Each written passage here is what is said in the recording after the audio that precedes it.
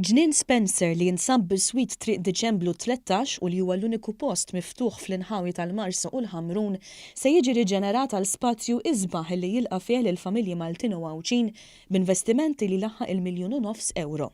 Dan tħabbar is-Sibt mill-Ministru għall-Ambjent José Herrera. Dan il-ġnien ta' madwar 3000 metru kwadru jinsab fi stat ta' telqa, tant li attira attivitajiet abbużivi. Il-Ministru Herrera semma kif l-Awtorità għall-Ambjent u r-Riżorsi u Infrastruttura Malta se jmexxu dan il-proġett. L-idea u li dan huwa wieħed mill-ftit ġonna li għandna f'dawn l-inħawi u li jiġi elevat għal-stat prestin tiegħu. Fost oħrajn se jsir pavimentar ġdid minn flok il-pajsaġġ preżenti tat-tarmak, se jinżeraw aktar siġar u arbuxelli u se tiġi installata ammara ġdida għall-ġnien.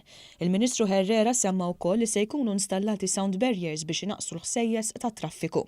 Il-koll affarijiet li ntlaqgħu tajjeb mis-Sindku Franz De Bono.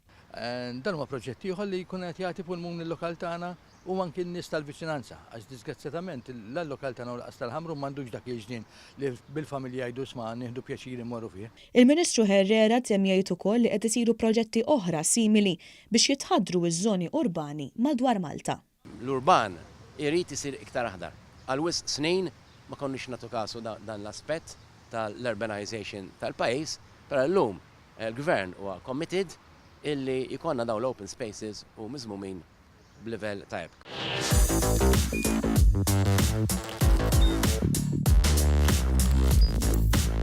Idħol fuq one.com.mt u hemmhekk tista' tara l-programmi kollha li jxandru fuq One permezz ta' One Play.